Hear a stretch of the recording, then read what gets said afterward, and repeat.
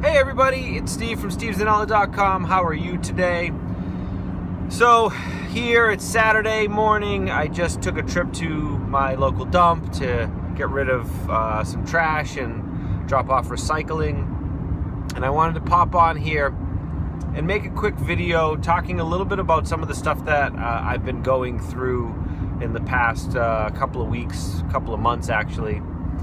My anxiety has started to peak again. I've started to have issues where I can feel a lot more anxious, where the sort of borderline panic attacks are starting to come on. And I've been struggling.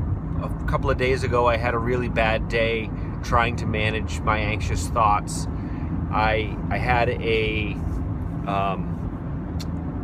we built a deck on the back of our house, and the building inspector had to come out and do final inspection. And I kind of got it in my head that I was afraid that we weren't gonna pass the inspection, and what would that mean? And I started going down this sort of path of thinking, you know, if he fails me because the railings aren't secure enough, I'm gonna have to rip all the railings out. I'm gonna rip all the hardware out. It's going to cost a lot of money. I can't reuse it. If a railing has to be moved to the left or to the right, nothing's going to fit again. I'm going to have to scrap all the work. Just this on and on sea of what's going to happen if he fails me, something goes wrong. And I really got sucked down into that negative, worrisome thinking.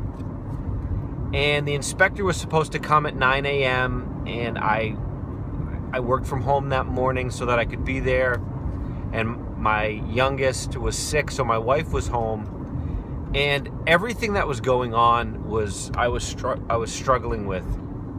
The fact that my 2-year-old was running around the house was kind of frustrating me. The fact that, you know, I kind of thought that I'd be home, maybe do a little meditation, try to manage the situation.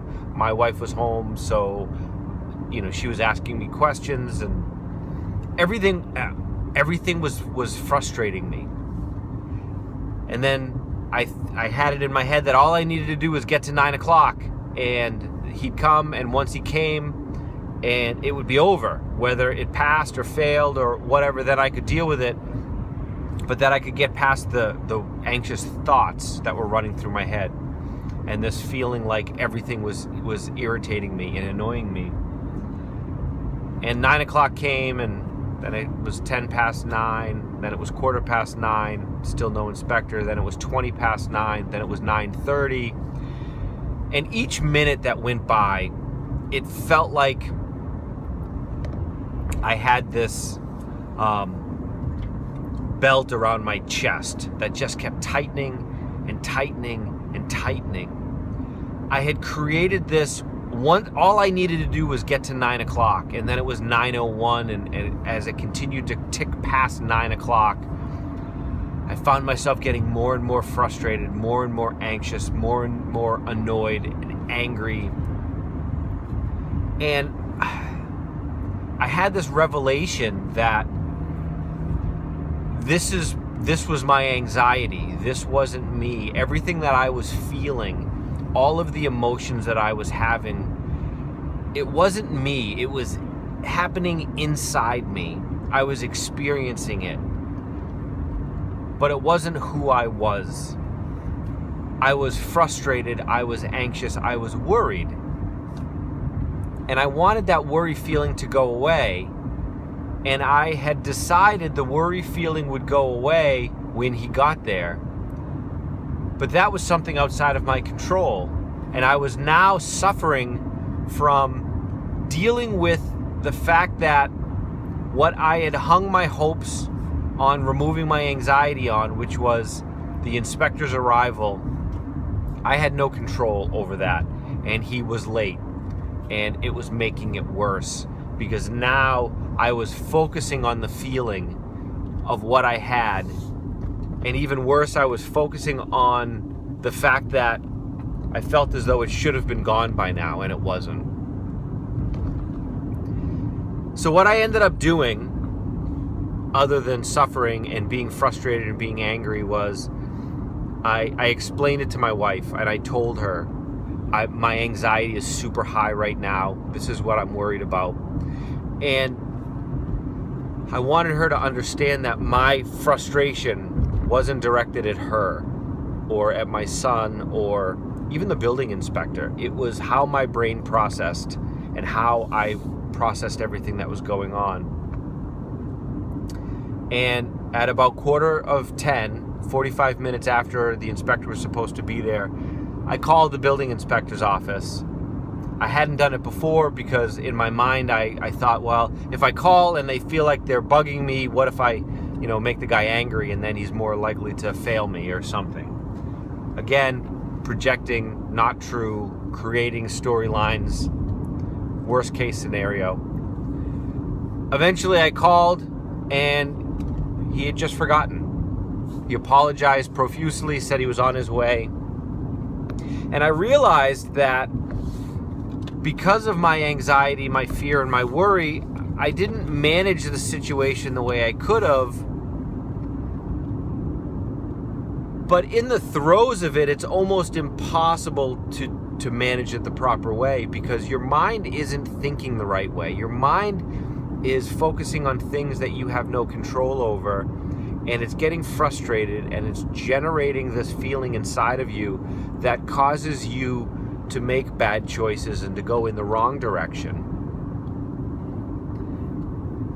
And I guess I'm making this video because I want people to understand that even though I do a lot of work and I manage my anxiety well, I still have moments like that. I still have days where I'm frustrated and I'm anxious and I get angry and I get emotional and irritated with myself because this hasn't gone away.